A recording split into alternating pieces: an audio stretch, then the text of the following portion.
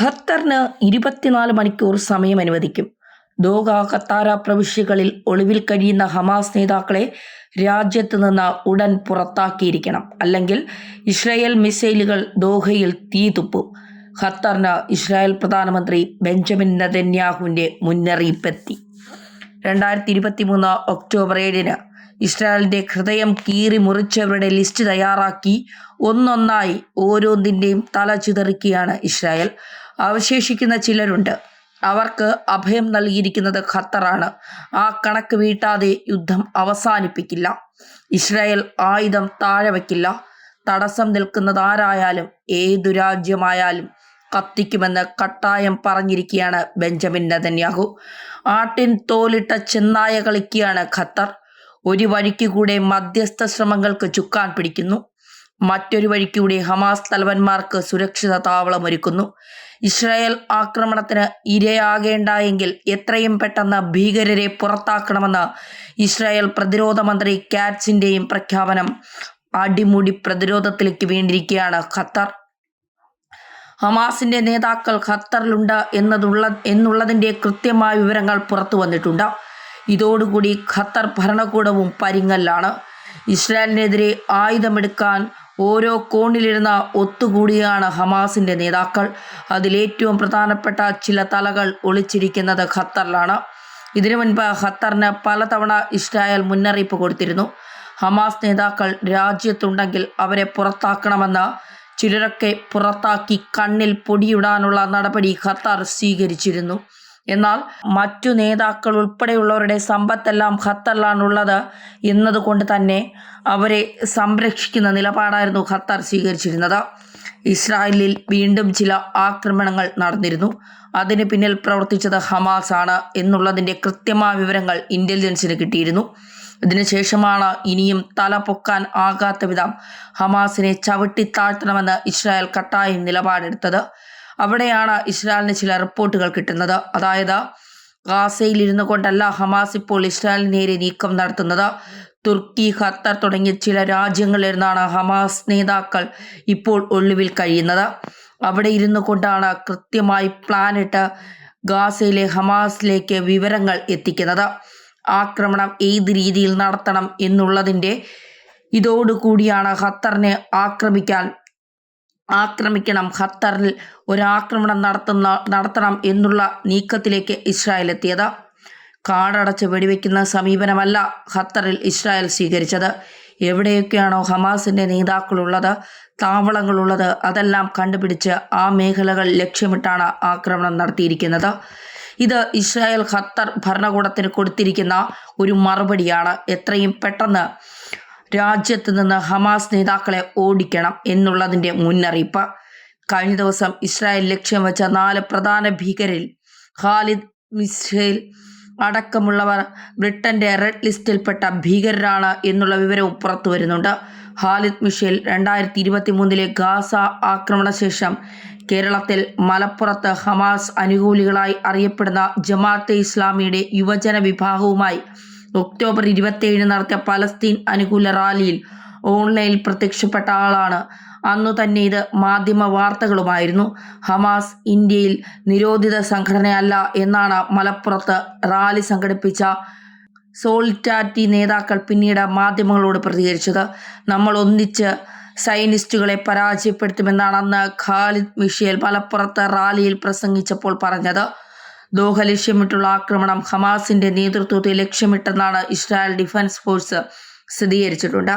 Hamas നേതാവ് ഖലീൽ അൽ ഹയ്യ കൊല്ലപ്പെട്ടു എന്നാണ് ഇസ്രായേൽ അവകാശപ്പെടുന്നത്. എന്നാൽ ഖലീൽ അൽ ഹയ്യ ഉൾപ്പെടെയുള്ള നേതാക്കൾ സുരക്ഷിതരാണ് എന്ന് ഹമാസ് വ്യക്തമാക്കി. ദോഹയിൽ ഹമാസിൻ്റെ നേതാക്കൾ തീവ്രവാദ പ്രവർത്തനങ്ങൾ ആസൂത്രണം ചെയ്തിരുന്നത് അവരെ ലക്ഷ്യമിട്ട് ഞങ്ങളൊരു ഓപ്പറേഷൻ നടത്തിയിരുന്നു. കഴിഞ്ഞ ഒക്ടോബർ 7 കൂട്ടക്കൊലയ്ക്ക് ഉത്തരവാദികൾ ആയവരെയാണ് ഞങ്ങൾ ലക്ഷ്യമിട്ടതെന്നും ഇസ്രായേൽ ഡിഫൻസ് ഫോഴ്സ് പുറത്തിറക്കിയ കുറിപ്പിൽ പറയുന്നു.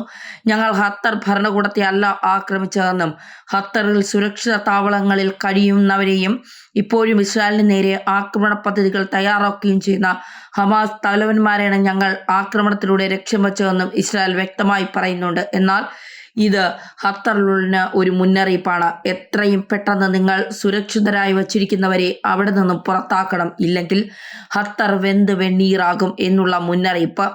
സ്വന്തം മണ്ണിലെത്തിയ ഇസ്രായേൽ ആക്രമണത്തിന് പ്രത്യാക്രമണം നൽകിയില്ലെങ്കിൽ ഹമാസിന് നൽകുന്ന രഹസ്യ പിന്തുണ മറനീക്കി തെളിവായി അത് മാറുകയും, എന്നാൽ ആക്രമിക്കാതിരുന്നാൽ ലോകത്തിനു മുന്നിൽ സ്വയം പ്രതിരോധശേഷിയില്ലാത്ത സമ്പന്ന രാജ്യം എന്ന വിളിപ്പേര് കേൾക്കുകയും ചെയ്യും എന്ന ഇരട്ട പ്രതിസന്ധിയാണ് ഖത്തർ ഇപ്പോൾ നേരിടുന്നത്.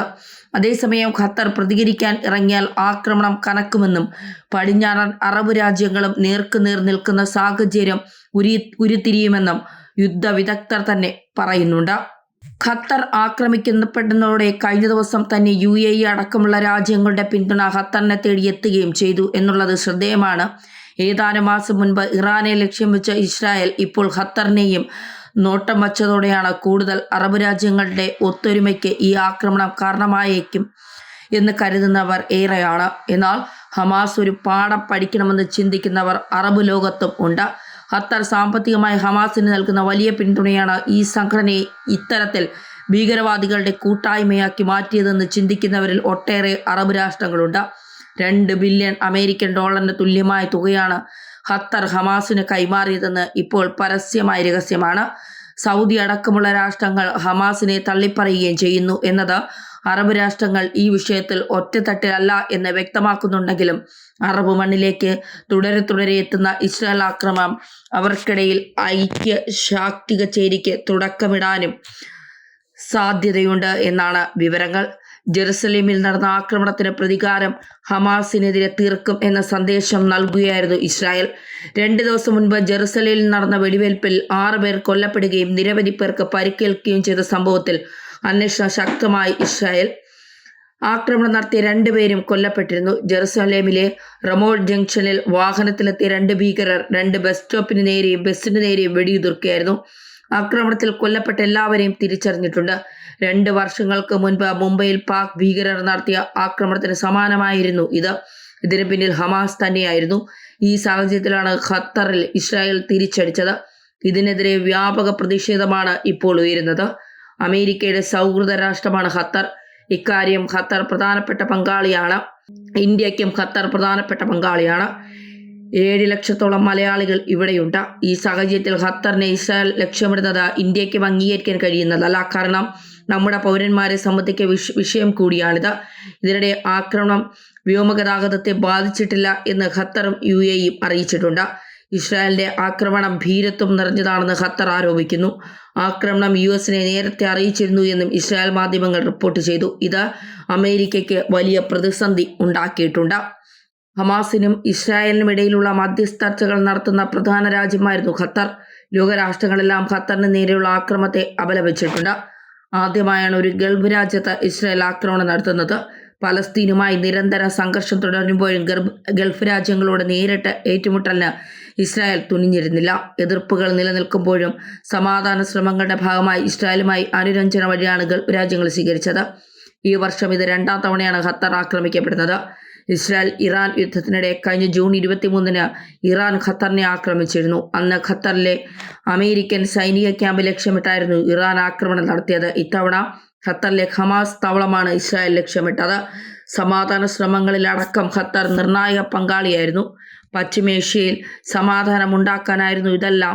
ഇതിനിടയിലാണ് അപ്രതീക്ഷിത ആക്രമണം. ഇത് അംഗീകരിക്കാൻ കഴിയില്ല എന്നാണ് ഖത്തർ പറയുന്നത്. എന്നാൽ എന്തുതരം മധ്യസ്ഥ ശ്രമമാണ്, സമാധാനത്തിന് വേണ്ടിയുള്ള എന്ത് നീക്കമാണ് ഖത്തർ നടത്തിയത് എന്നുള്ള ചോദ്യം ഇസ്രായേലിൽ നിന്ന് ഉയരുന്നുമുണ്ട്.